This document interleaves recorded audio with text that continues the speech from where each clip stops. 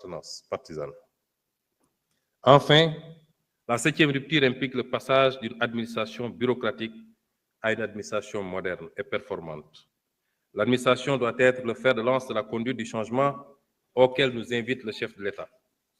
Elle sera plus attentive et orientée vers la satisfaction de l'usager. Le clientélisme y sera aboli, conformément à l'invite du chef de l'État aux agents de l'administration. Chaque agent de l'État, à quelque niveau qu'il soit, devra faire sien le nouveau paradigme d'une administration performante et moderne. À cet effet, le gouvernement engagera les réformes idoines pour doter les services administratifs de capacités humaines qualifiées et motivées, ainsi que des moyens de fonctionnement liés, tout en amplifiant la lutte contre le gaspillage dans les dépenses courantes.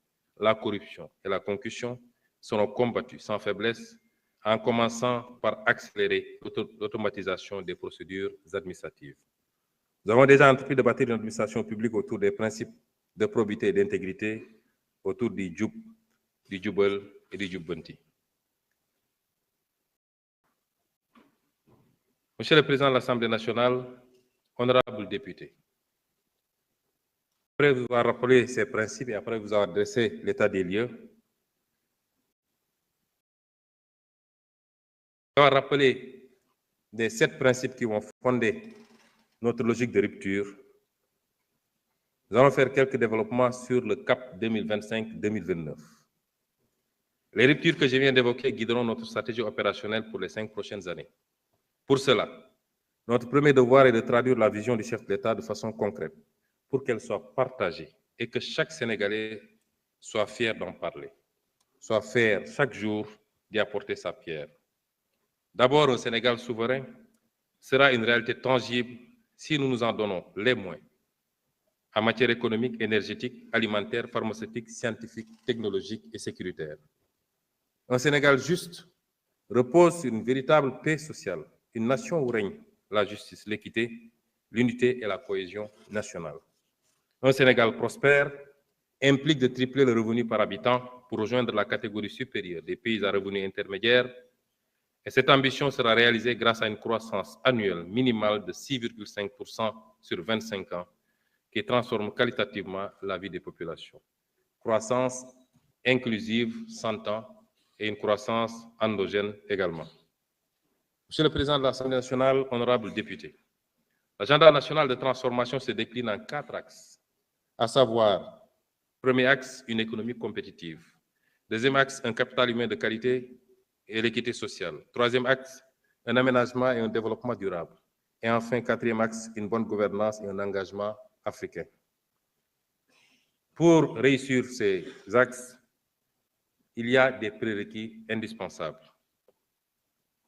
Les conditions de succès de cette vision reposent sur des prérequis relatifs à la présence d'un État stratège, sachant anticiper les mutations, sachant planifier les actions, sachant réguler efficacement et dans la transparence les politiques publiques.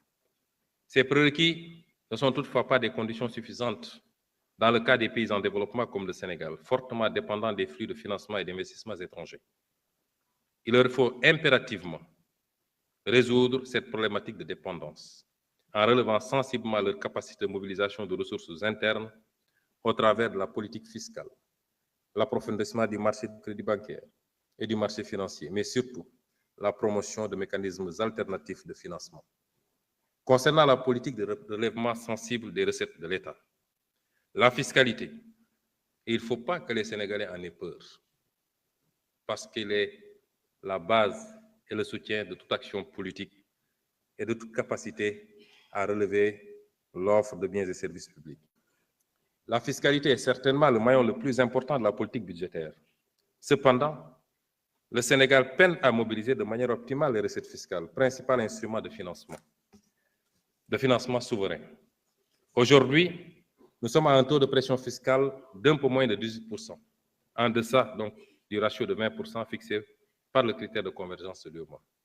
Notre ambition est d'atteindre et de maintenir un taux de pression fiscale supérieur ou au moins égal à 20%, ce qui correspondrait à des recettes additionnelles de plusieurs centaines de milliards annuels. Ce résultat est largement à notre portée si notre système fiscal et notre administration fiscale et nos administrations fiscales et douanières qui l'exécutent sont purgées des tares qui plombent leur action. Il s'agit notamment de juguler le phénomène incontrôlé des niches fiscales avec son corollaire mal ou sous-évalué de perte de recettes.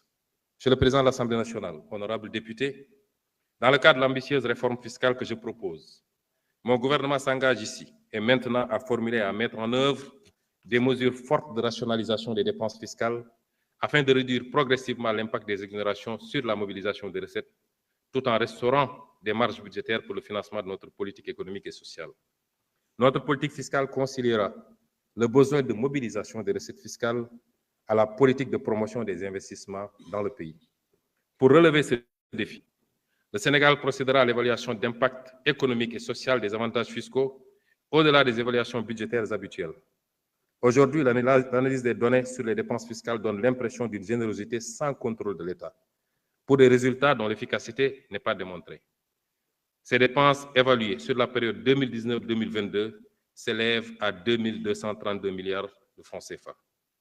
Cet exercice devrait être un instrument de pilotage permettant d'apprécier l'efficacité et l'efficience des dépenses fiscales.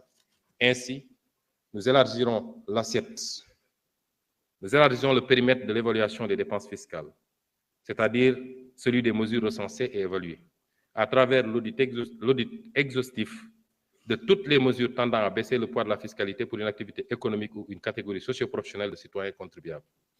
Une nouvelle matrice des mesures dérogatoires devra être dressée à fin décembre 2025. Le gouvernement travaillera également sur la rationalisation des exonérations relatives, premièrement à l'impôt sur les sociétés des cimenteries, l'impôt sur le revenu, notamment par une réactualisation du barème progressif, aux consommations de la tranche sociale des livraisons d'eau et d'électricité, pour ne viser que les consommateurs les plus défavorisés. Les nombreuses conventions fiscales conclues par le Sénégal seront également examinées. Au terme des divers recoupements, à ce jour, le Sénégal disposerait de 18 conventions fiscales bilatérales en vigueur. Cette politique est un véritable boulevard à la fraude et à l'évasion fiscale. C'est pourquoi, conformément aux directives du Président de la République, nous procéderons au retrait du Sénégal de toute convention bilatérale avec un paradis fiscal et renégocierons les clauses défavorables des conventions conclues avec des États à fiscalité normale lorsque ces conventions nous sont défavorables. Nous lancerons le chantier de la rationalisation des mesures dérogatoires éparpillées dans plusieurs textes, le Code minier, les zones franches industrielles, le régime d'entreprise France d'exportation, le Code pétrolier, le Code des télécommunications, le Code des investissements, et le rapatriement dans un seul corpus, qui est le Code général des impôts, qui sera un chantier prioritaire.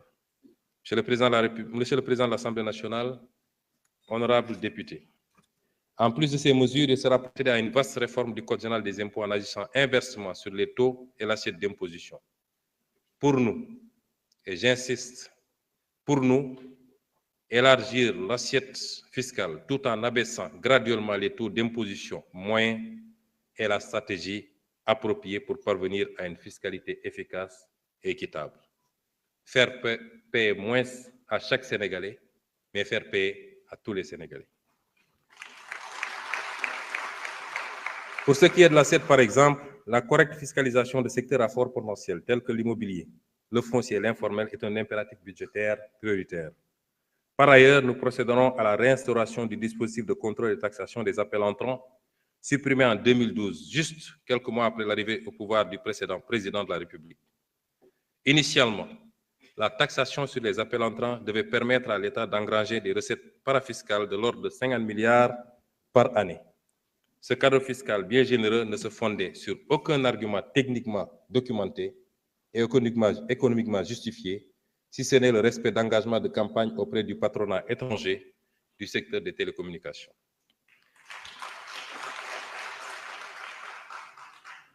Ce renoncement a fait perdre au Trésor public des centaines de milliards, minimum 600 milliards de 2012 à 2024.